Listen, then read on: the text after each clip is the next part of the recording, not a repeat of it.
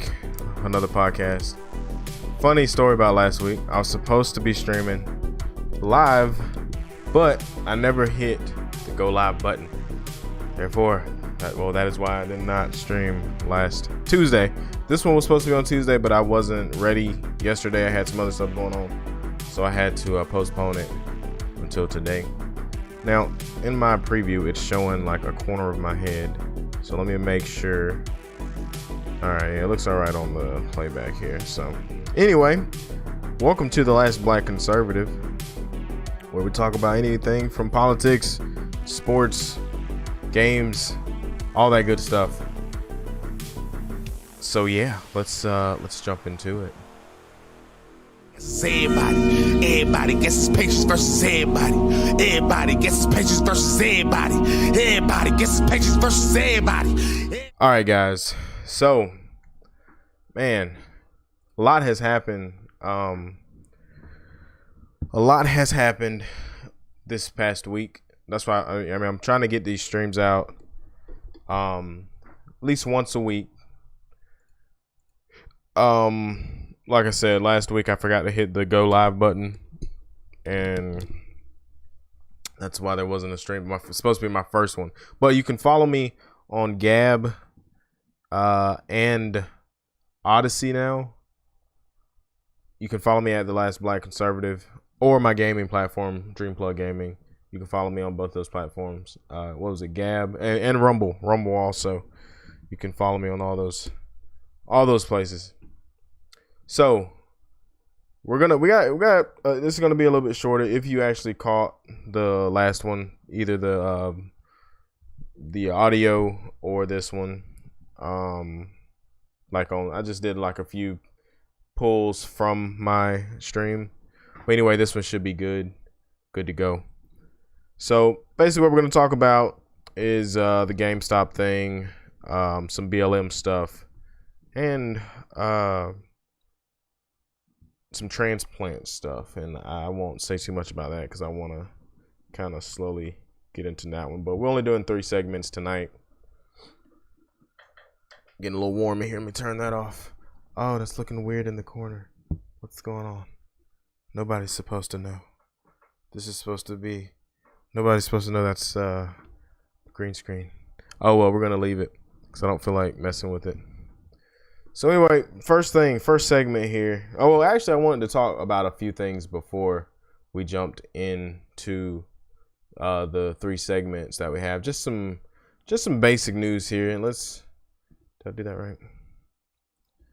Okay, yeah, some basic news. We'll go full screen over here. And I gotta remember that I'm not like I'm doing this audio also. So I gotta remember when I'm talking about stuff to actually describe for the listeners. So anyway, Parler CEO John Matze announces his termination, and I just found this out probably like 20 minutes ago. Parler CEO John Matze announced late Wednesday that he has been terminated as the company's CEO. Matze said that the Parler board on January 29th decided to terminate his position, adding that he did not participate in the decision. The Parler board is controlled by Rebecca Mercer, the daughter of hedge fund billionaire Robert Mercer.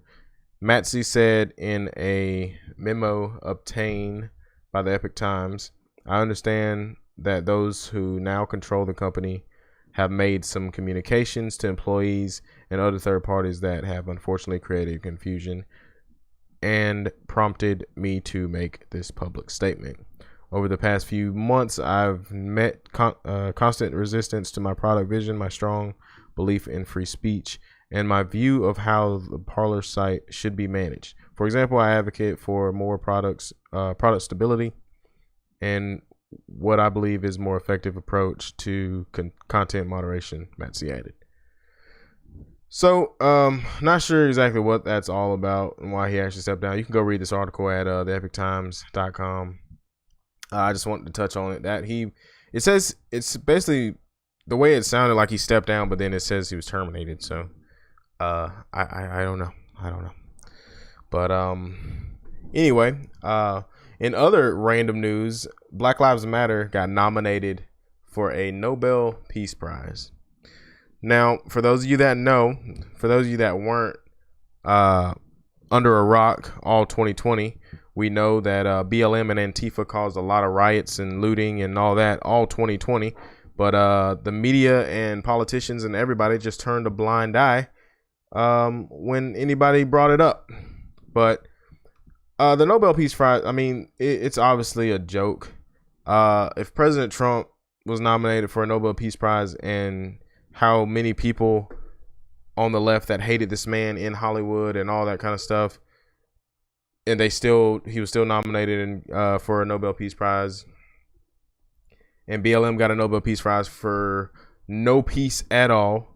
They even chanted that, didn't they? No justice, no peace. Huh. Wow. If no peace was one of your chants, then how do you get a Nobel Peace Prize? Beats me. Weird. And for the next story here, The Walking Dead. Now, I haven't watched The Walking Dead for a little while now.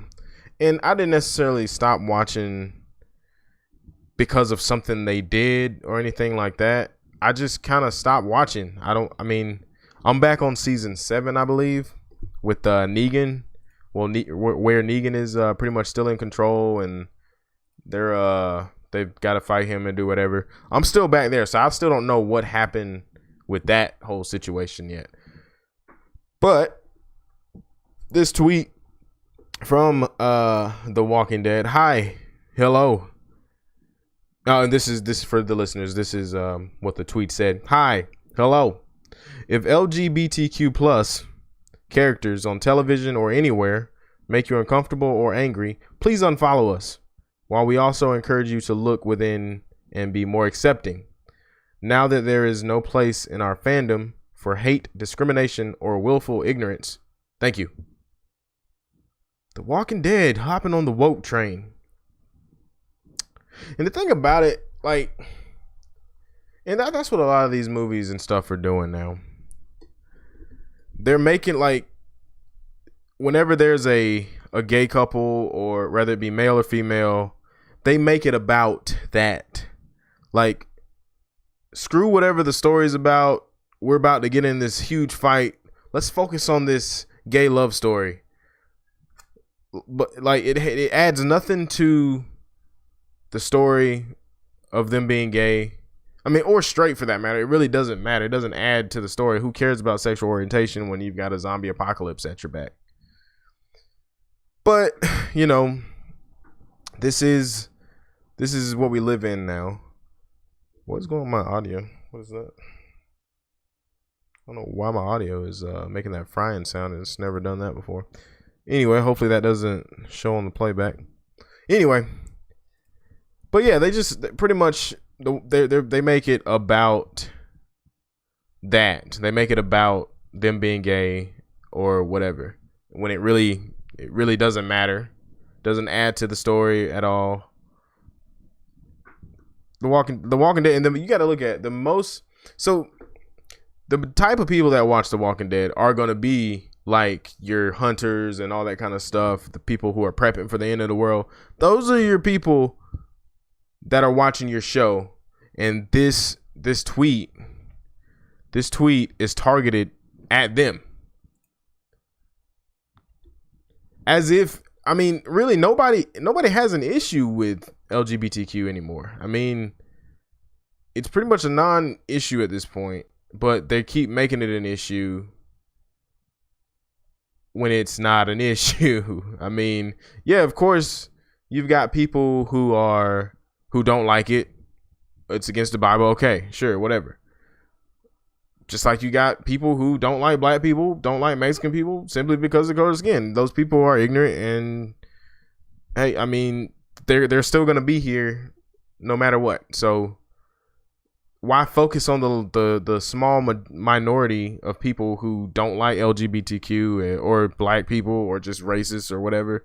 Why focus on them when it's not an issue? So that's pretty much where where that is. And just to, oh yeah, this guy here. So you guys probably have all seen this video, and for the listeners, this is the guy who cried, who's basically crying, saying, you know, what is he gonna do because you know, he lost his job to the pipeline. Here, let's just watch the video. You guys have probably already seen it, but I got the audio up. Yeah. Well, lost my job today. A stroke of a pen. It just doesn't make any sense. It doesn't make any sense how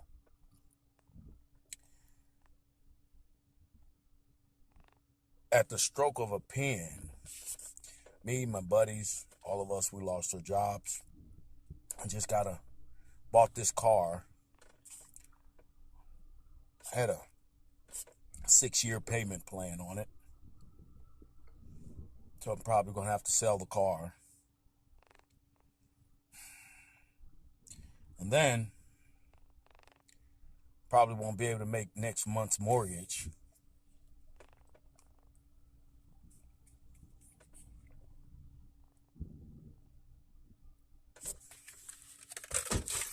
Just doesn't make any sense. It doesn't make any sense. How? All right, so that's the end of the video there. So the fuzz thing, if you guys watching the video, have seen the video, the fuzz on his lip is kind of distracting. But anyway, I mean, how? We know how. We know why. We know how. Because Joe Biden ran his campaign on that very thing. So it shouldn't be a surprise to anyone that Joe Biden shut down the pipelines and all that, because he said he was going to do it. I don't know if you thought he was playing, even though he came back and said that he wasn't going to do it. But they called Trump the liar. Trump's the liar, even though he lied to everybody's face during the debate, saying that he wasn't going to ban fracking. But you know, first week in office, what does he do? He bans fracking. Man of his word. Yes, he is. Was it promises made, promises kept with Joe Biden? Because everything that he's getting ready to do, everything his administration is getting ready to do, he said he was going to do it. So there should be no surprise when all this stuff starts to happen. I mean, I thought he would at least give it a week before he shut down the pipeline, but that was like all that day one talk stuff that he was talking about. That was one of them. And other story here, Steven Crowder is suing Facebook. I'm not going to really read through this, but I actually watched his first podcast back February 1st. Oh yeah, it says it right there. But basically he's suing them over unfair competition, fraud, false advertising, and antitrust. Basically saying that the platform is a public platform and you can post on there as long as you don't break the guidelines. The Facebook guidelines. For those of you that follow me, I was banned by Facebook, or restricted, or whatever you want to call it, by Facebook for like a week, for no reason. Facebook never gave me a reason. I messaged them on like 3 different occasions, and 3 or 4 different occasions, and they never reached back out. Don't know why. I have, like I said, I had some thoughts that maybe I got reported, and just like when you report somebody, as long as they can be doing anything, but as long as they don't agree or align with the narrative or ideology, then they're gonna ban you. So anyway, hopefully that can go somewhere with Steven Crowder suing Facebook. I know Candace Owens sued the fact checkers for, you know, obviously not fact checking properly.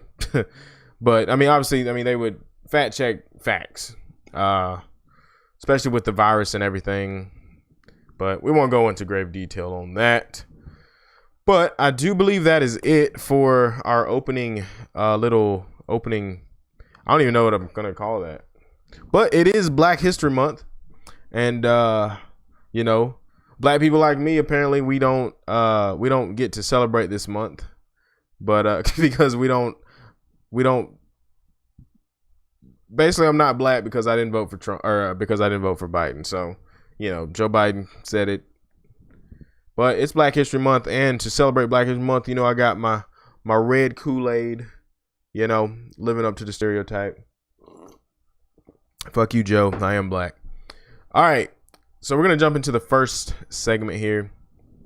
And like I said, this is going to be a little bit shorter than the first one, which was like almost 2 hours, which wasn't bad. I thought I was going to go a little bit longer than that. But in the first episode, just to recap before we jump into this first segment, was mainly about censorship. What was it? Censorship. The vaccine.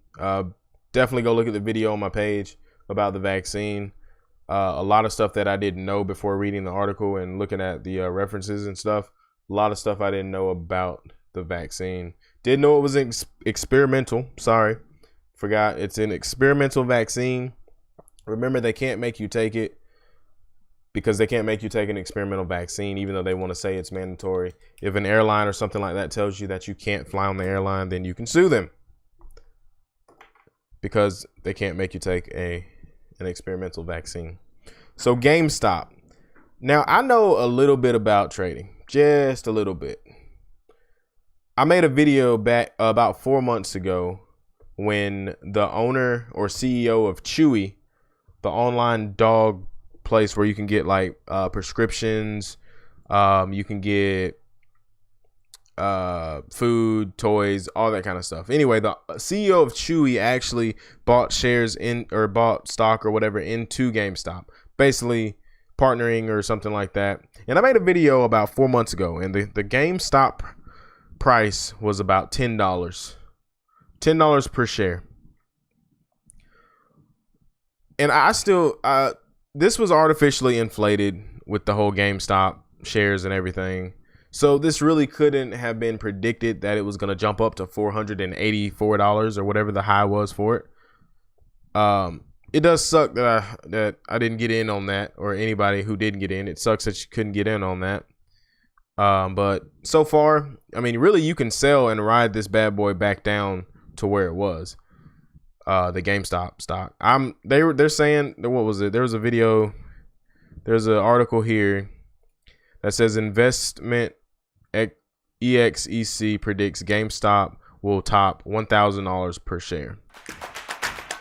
Freaking videos. Come on. It's an ad. Freaking ads. I highly doubt that it's gonna make it up above that. Like I said, I think GameStop is still on its way out. Just like Radio Shack, I feel like GameStop is just a few years. I think in the video I predicted about 2024, GameStop will probably be no more, and I still stand with that. Hey, that's just my opinion. Like I said, I'm not an expert or anything, but just based on what GameStop has to offer right now, I don't see that lasting for the next 3 to 4 years. Now, like I said, the CEO of Chewy actually is trying to do different stuff. I remember pretty much the last time that I even wanted to go to GameStop, maybe a few months ago, just to see what was on sale. But that stuff is super expensive, and we all know that they don't want to give you anything for your trade-ins. I remember trading in like 30 or 40 PS2 games, and I probably got like maybe $20. Maybe $20. But I mean, it was a PS2, the PS3 was out. But they get the games and they mark them back up to like $40, $50. And they still do that. They don't want to give you anything for your game, but they want to resell it for super high. But let's see, what else was I going to say about them?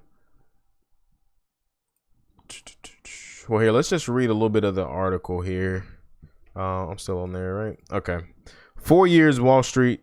Oh, sorry, not 4, but 4 years Wall Street investors were sure that video game retail GameStop would fail. The company wasn't adjusting well as the world moved to online game buying. they'd say, and the pandemic appeared to speed up those changes too. And you know what? That's why I continue to think, now this is my opinion, Facebook or YouTube. That's why I continue to think that this whole virus thing was to squeeze out people and businesses like that. Just an opinion. Settle down. But anyway, Wall Street was so sure GameStop would fail that investors made it one of the most heavily bet against stocks on the market. Over the past few months, though, a bunch of Reddit users have been buying up shares, pushing up GameStop's value and undermining Wall Street's big bets. At first, these forum traders bought because they believed the company was better off than the Wall Street doubters thought. Then, as GameStop value soared, Wall Street's bad bets started to cost investors billions of dollars. All right, so I'm not going to continue to read much of that, but you got to understand, like, even though people did this and just basically lost a bunch of millionaires money, that's not really helping the GameStop. I mean, GameStop is still closing doors, still shutting down stores. And I mean, I still don't see that changing. If anything, I think GameStop would just really do better with online stuff. But when you got places like Amazon, and you can buy games from Steam, like probably all the games that I bought in 2020 were on Steam. I may have bought a few from other places, but Steam was pretty much where I got all my games. And plus I got PC anyway. So, I just don't see GameStop doing well. I mean, maybe for accessories, but then Amazon, or shirts and stuff. But then you can get a guy like me or something that can just go sell shirts and stuff online. And it's so much easier just to advertise straight to people. But hey, same thing happened with Games R Us, Toys R Us. They didn't believe in the online thing. They didn't believe in people shopping online, so they outsourced their online stuff to Amazon, and then Amazon pretty much grew from there. Now we see where Toys R Us is shut down. Now it becomes what, I don't know about in your town, but in my town, the old Toys R Us spots, the Halloween places take them over for like a month during Halloween time. That's what's been happening with the old Toys R Us stores. But anyway, but for the people that are still trying to like hold on to GameStop and saying that, oh, there's still hope for it, whatever. Well, I mean, you kind of, if you wanted this store to stay alive, then you should have kept shopping in it. That's pretty much like, if you wanted the store to continue to do good, why not just have stayed there and kept shopping there? It's so much more convenient to just do it at home. So, but anyway, I don't know. I did love GameStop at one point, but now it is nice to see them still up, but I just know eventually it's going to come to an end. So long, poor GameStop. So anyway, we're going to move on into the next segment. All right, let's take a look at the GameStop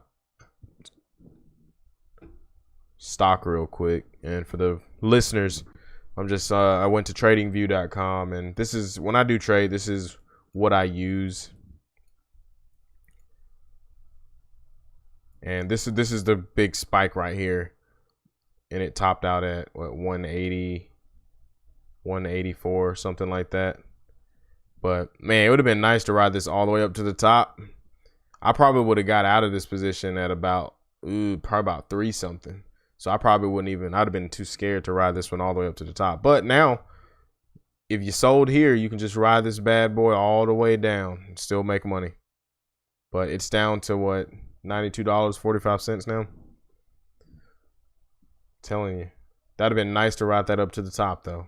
Man, If I'd have bought it back when it was, see, look, let's see what was $10. So about right in here is probably when I was talking about it.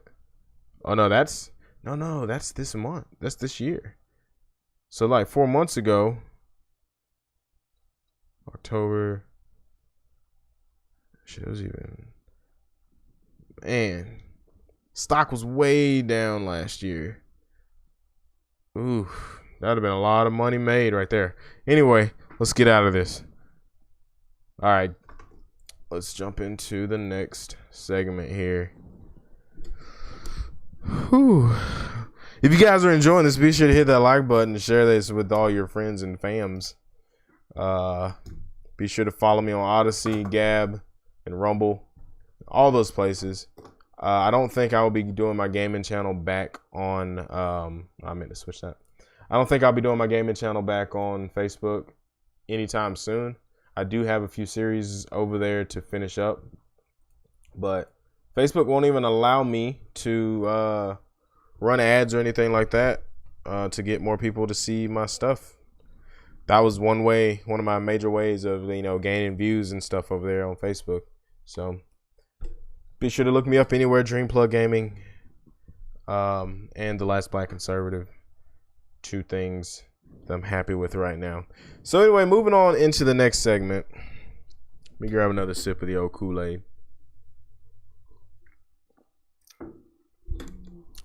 The next segment. So now this one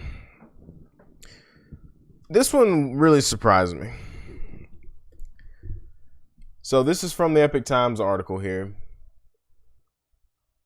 Men now want access to uterine transplants.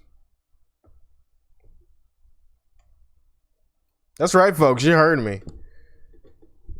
The way they worded it too. Men, not women. Men. So that, I don't know. That makes me wonder, is it transgender men? But anyway, men want transplants, uterine transplants. So this is a commentary. This is from Jennifer Lal.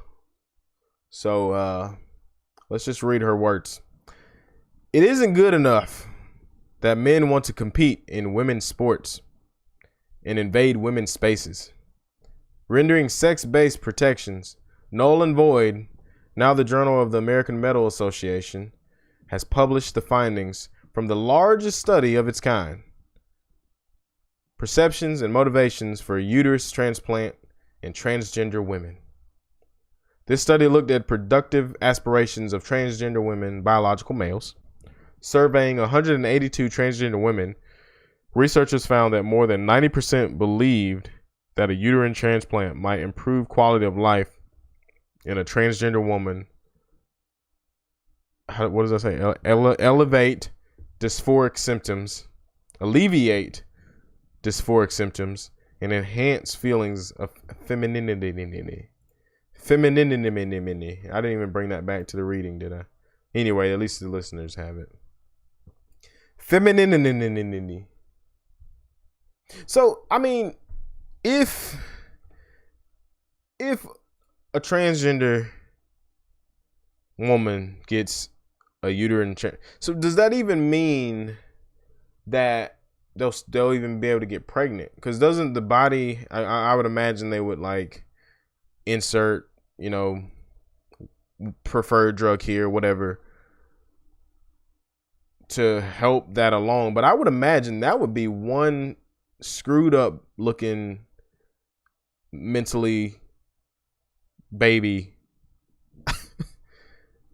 Like, can you imagine, like, because it's not a natural way that babies are born. So I would imagine that would be one jacked up individual.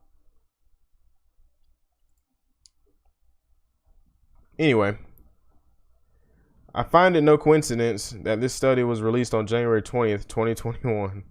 The same day President Joe Biden took the oath of office and signed his executive order on preventing and combating discrimination on the basis of gender equality or sexual orientation. This study concluded that trans women, biological males, have the desire to have psychological experiences unique to cisgender, which means just a regular woman, such as menstruation and gestation, as well as potentially having a physiological functioning transplanted a vagina. So, for all my men, we know what the majority of us know what a period is when a woman gets a period. But okay, so let's just look up the definition real quick. I already got it pulled up. I already planned this. That's what planning does. Menstruation or period is normal vaginal bleeding that occurs as part of a woman's monthly cycle. Every month, your body prepares for pregnancy. If no pregnancy occurs, the uterus or womb sheds its lining. The menstrual blood is partly blood and partly tissue from the inside of the uterus. So what I'm trying to understand is how, even if you get a transplant, like, all right, so women, we know, come with whatever amount of eggs that they're going to have when they're born. Like little girls now, little 1, 2, 3, 4, 5-year-olds, infants, they already are born with the amount of eggs that they're going to have. I don't know what is an average number that a woman would have, because, I mean, what's the one lady that had 19 kids?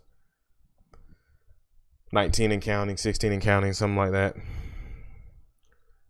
How do you do that? How do you mimic that?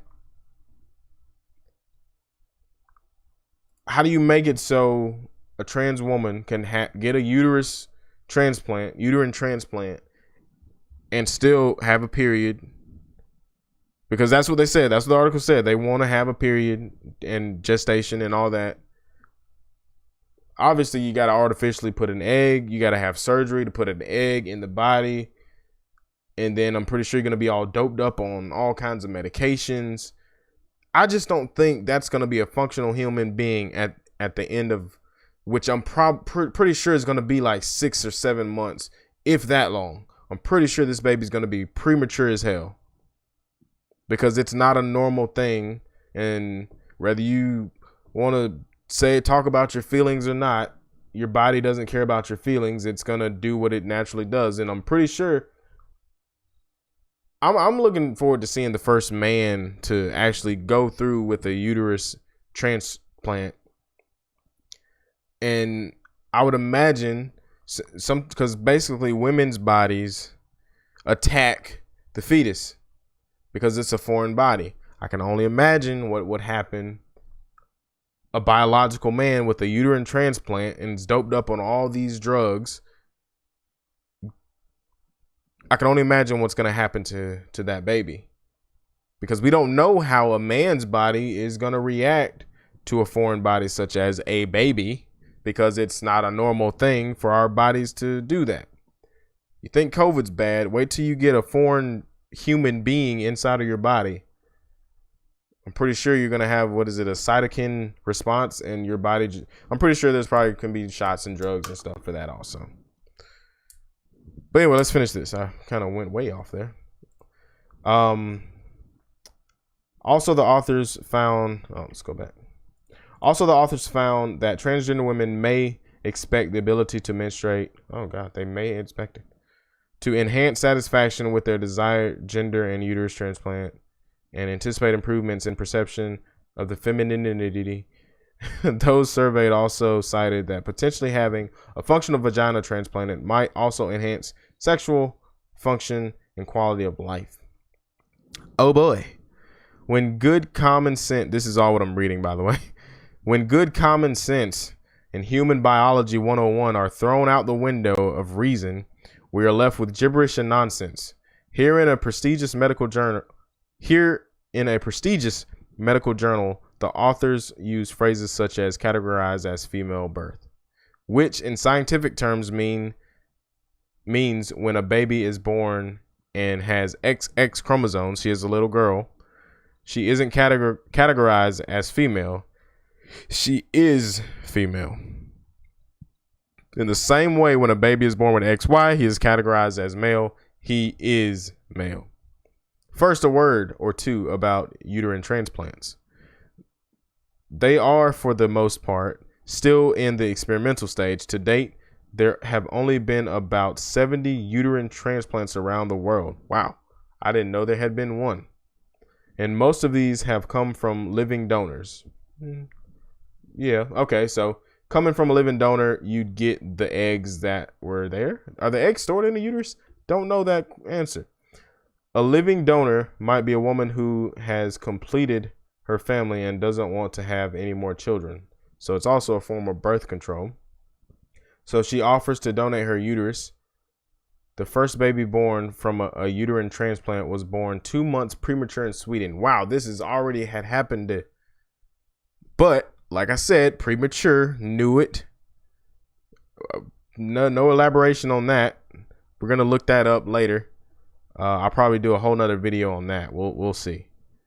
Current practice is to remove the uterine transplant once the woman has had the children she wants, so that she doesn't have to stay on anti-rejection medication for the rest of her life. Also, the data isn't in yet on the effects of babies born from a transplanted uterus, mainly because we don't have a large enough sample of these children. Babies are exposed to anti-rejection medication for the duration of their time in utero and are always delivered by C-section, which undoubtedly confers additional risk to the mother and baby, especially a biological man. Of course, in this study, the transgender women reported that the potential benefits of uterus transplant outweighed the significant risk with which it is associated and may improve quality of life, happiness, and dysphoric symptoms while enhancing feelings of femininity. There was much hay to be made when Tampax tweeted, "People who bleed and fact, not all women have periods," and then doubled down with also a fact, "Not all people with periods are women. Let's celebrate the diversity of all people who bleed." I didn't know Tampax did that. When did they do this? Women immediately pushed back hard on social media, calling out Tampax for such scientific ignorance, shouting, "Women bleed. It isn't people if it isn't categorized a particular way. It is women. Women give birth, and women shouldn't have to compete with their men in order to make them feel better and more like women. That's not our job." So anyway, I think that talks a little bit about her.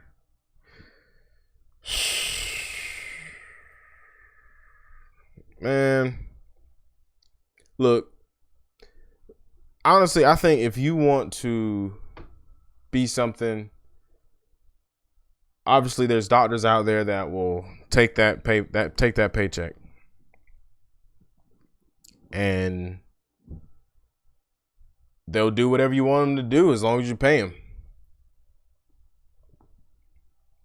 There's some doctor out there. There's some guy with a knife and a medical doctor plaque that'll do that surgery for you if you want it. If you want something bad enough, obviously you're gonna go after it. But I mean, we see this all the time now. I mean, men are trying to do it better than women, I guess. That's what it seems like. It seems like one big competition at this point. All right, so we're going to jump into our final segment. I know. This one was pretty short. How long have we been recording? Not even an hour, which it didn't really feel like an hour this time anyway. So we're going to jump into our final segment. But before we do, we're going to take a quick break, and then we'll come back with AJ's final thoughts. The last segment, and we'll be right back.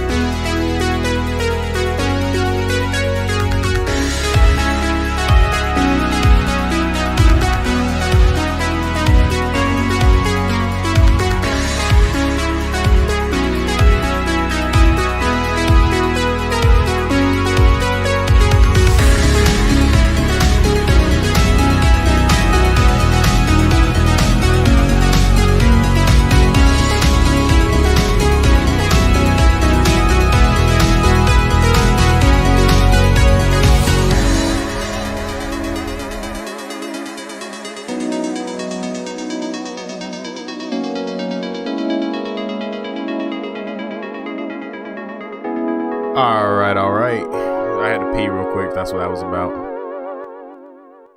So, final segment, and this one, I don't like to talk about these things, especially when it has to do with kids and stuff.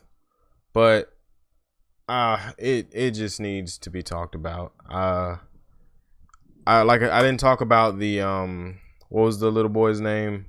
Hitman, Cannon Hitman or something like that. I didn't want to make a video on that just because I just felt I didn't want to use that for anything like that, but it happens, and then the media doesn't report on it, and most times you go without hearing about stuff like this. But very sad story here.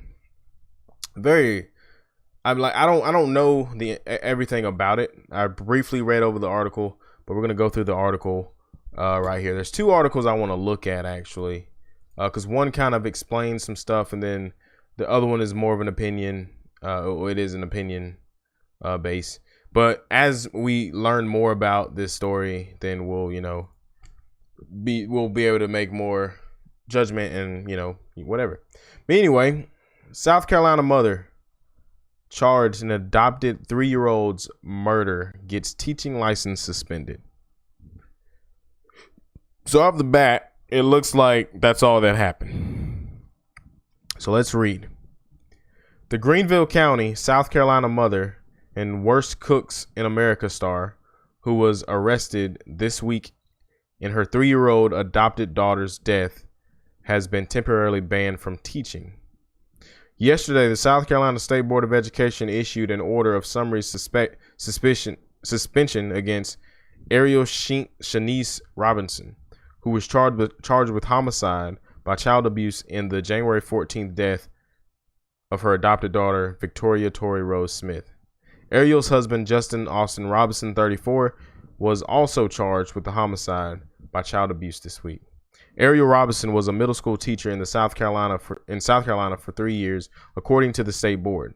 Though she hasn't been a teacher since 2019, the state board took emergency action to revoke her license on Thursday. The state board considered evidence in the case and decided to suspend Ariel Robinson's teaching license until a due process hearing is held. The SCDE has reason to believe that due to the serious nature of this allegation of misconduct by Miss Robin. So wait a minute.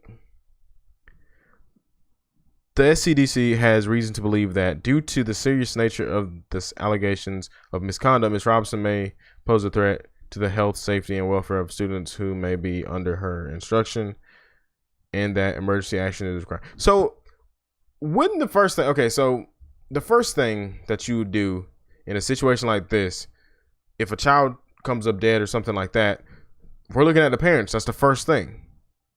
And we're going to hold them until we figure out what the hell happened.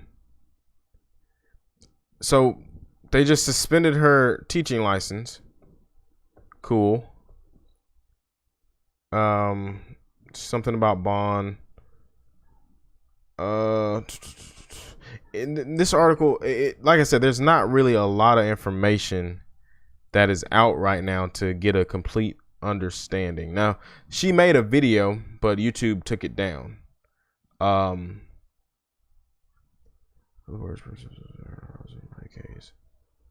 Robinson's murder case has sent shockwaves through the upstate and beyond this week. The case has been covered by several national media. I haven't heard anything about it on the news. I haven't heard anything. All right, so what happened? While unsubstantiated rumors have spread on social media this week, officials aren't releasing a lot of details in the investigation because the case involves the death of a child. Sources told FITS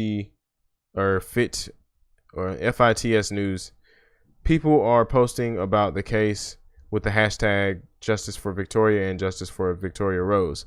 The case was investigated by SLED per South Carolina law when it comes to the unexpected death of a child. Why are they handling this like this is what I don't understand. She should be locked up immediately until they figure out what the hell happened.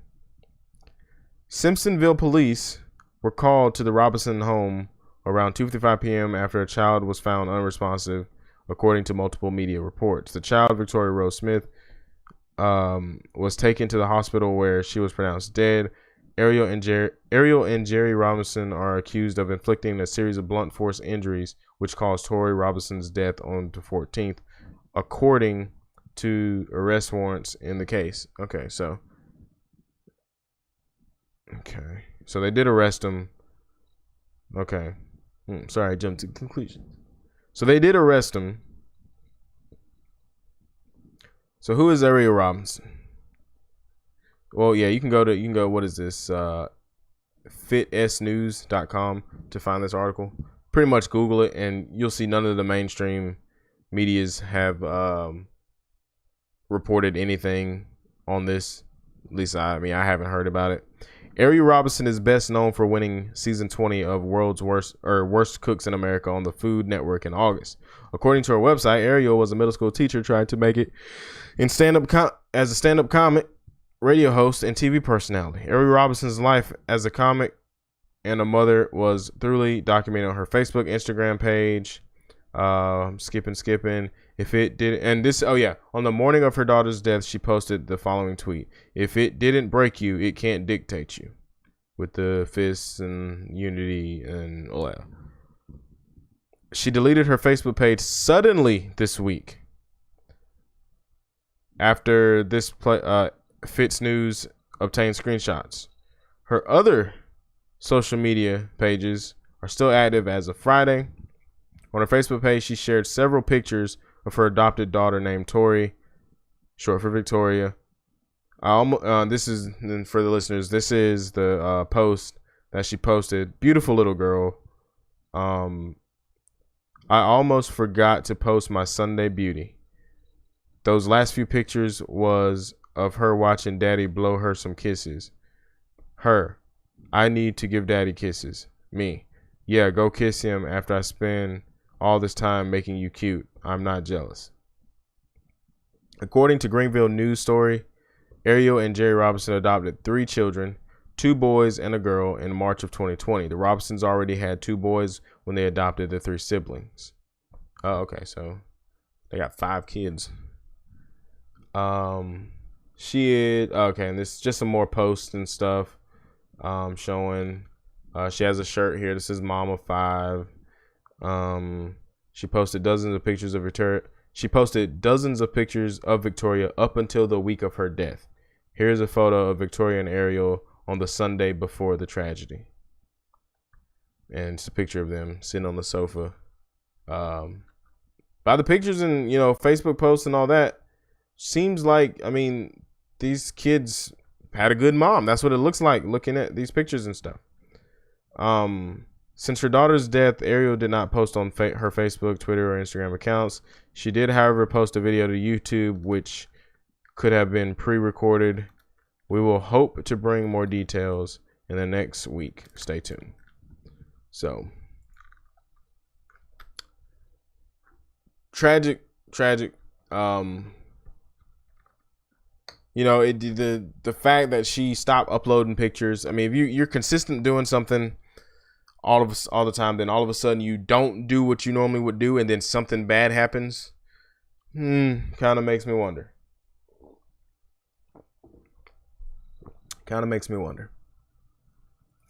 And this is the last little article here. It's an opinion article. Ooh, okay, what happened? Why did it go away? Okay, so we're gonna read this last little article here, and then we're gonna finish up. So I don't know if I'm gonna read the whole thing. It doesn't seem like a lot. Why does it keep jumping forward here? It's not a ton. All right. Victoria Tori Rose Smith lived a tragically short life. 3 years. That's less than 200 weeks on this earth.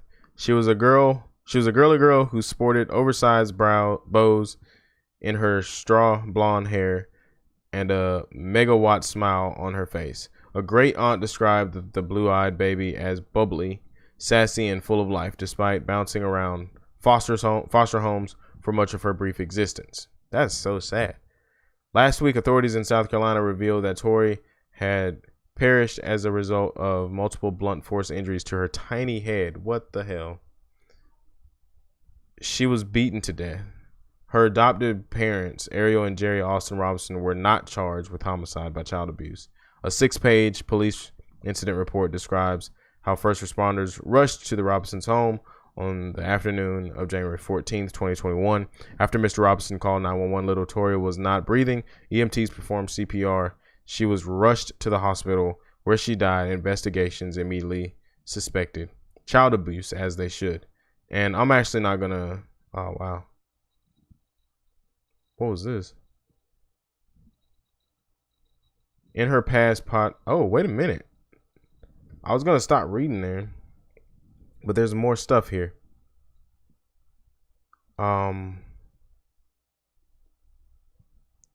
Here, I'm actually gonna keep reading. I saw something that caught my attention there.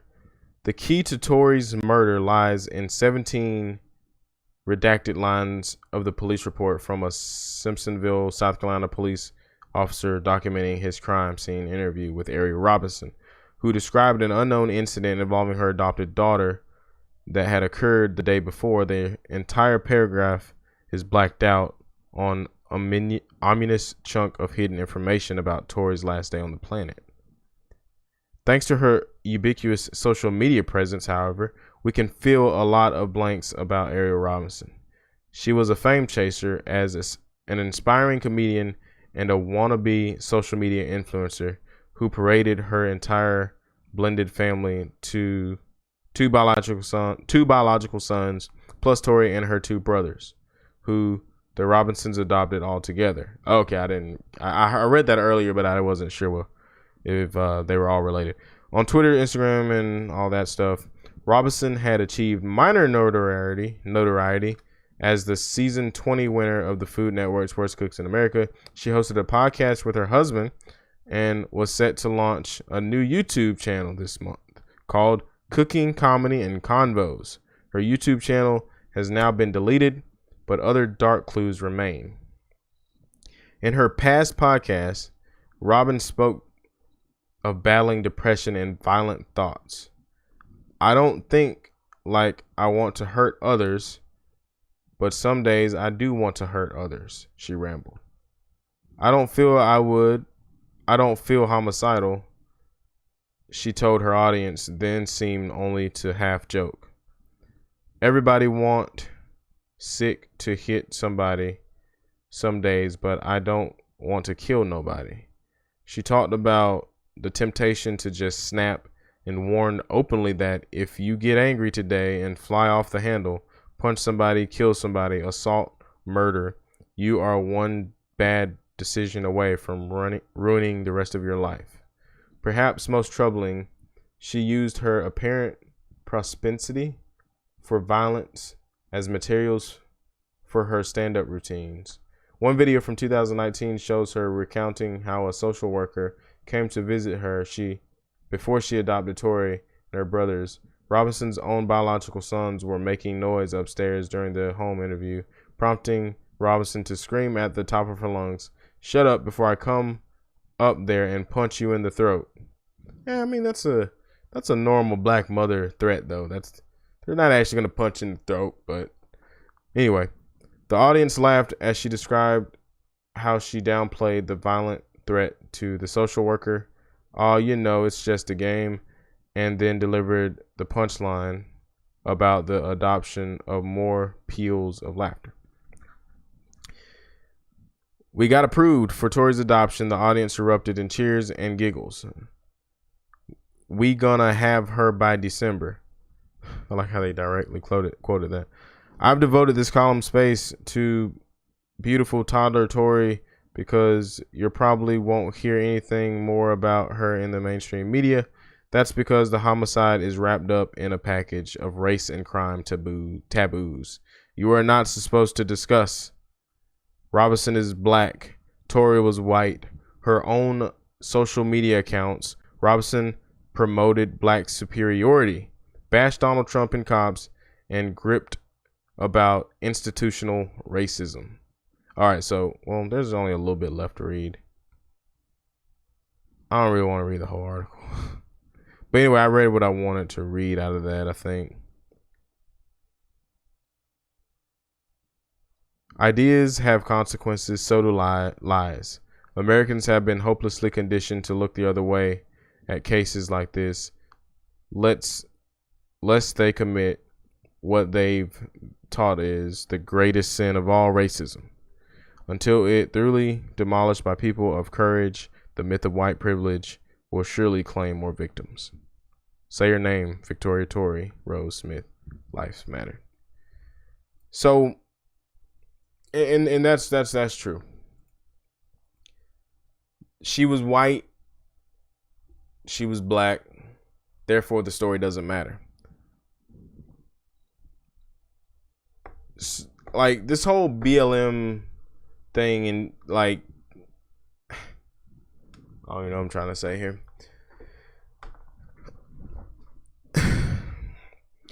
So, Black Lives Matter. The only Black lives that matter are if it's a white cop with a black man. That's the only time Black Lives Matter. Doesn't matter that if black people kill themselves, or of a situation like this, or Cannon Hitman.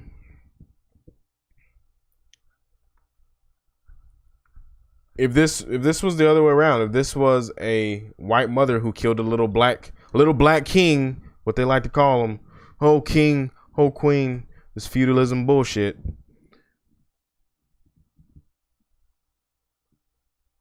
It just doesn't make sense. There would have been nonstop protests, riots, all that if this was the other way around. But because it doesn't fit the narrative, her little life did not matter. 3 years. And obviously something happened. I mean, maybe she got on her whole woke thing super hard, BLM bullshit, and beat this little girl's head in. But you won't hear the mainstream media talking about this. And I mean, that should upset a lot of people. Just because the little girl was white and the lady was black. And they're not even gonna, they suspended her license, her teaching license, so she can't teach anymore. This whole thing about this whole white privilege thing, I don't believe in that at all. At all. But I'm the sellout. I'm the Uncle Tom. I'm the coon because I refuse to believe that just because of the color of my skin, I am less than. Any black person that's trying to think for themselves and not think within the little box, because Joe Biden said it. Unlike the African American community, the Latino community has a bunch of free thinkers and people that think differently. Because I hate when someone starts talking to me and want to talk politics, they just automatically assume I hate Donald Trump. I support BLM. They automatically assume all those things. They assume I hate the police. They assume I got a grudge against white people. But no, I don't. Because it's all the news that have been putting this in our heads all this time. And I refuse to believe it. I can't believe it because I know it's not true. I've seen it. Are there racist white people? Yeah. Are there racist cops? Yeah. Are there racist black people? Yes. Every race is racist. And half time it's not even to do with the color of your skin. It's probably because you're an asshole. That's probably what it is. But, that's the country we live in. The Democrats have full control, and we pretty much, the Republicans have showed us that, well, basically, screw you. Because I didn't vote for the Republican Party. I voted for Donald Trump. And what I believe that he was, maybe he wasn't all of that, But when you have someone that made all these promises and then kept them all 4 years in office. And now you've got someone who has also made promises and so far is keeping them. Donald Trump was something a little bit different than the average politician. He turned a lot of black people's votes to the Republican Party this past 2020, regardless on, you know, the outcome of the election. Although they didn't look at any of the evidence, but whatever. All we can do is sit back these next 4 years. Well, really all we got to do is sit back these next few months, and then Kamala's going to take over. And then we got the rest of the term.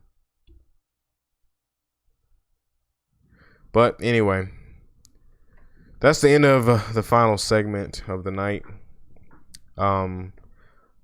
So it's scheduled that I do these podcasts on Tuesdays, and then slowly upload everything the rest of the week.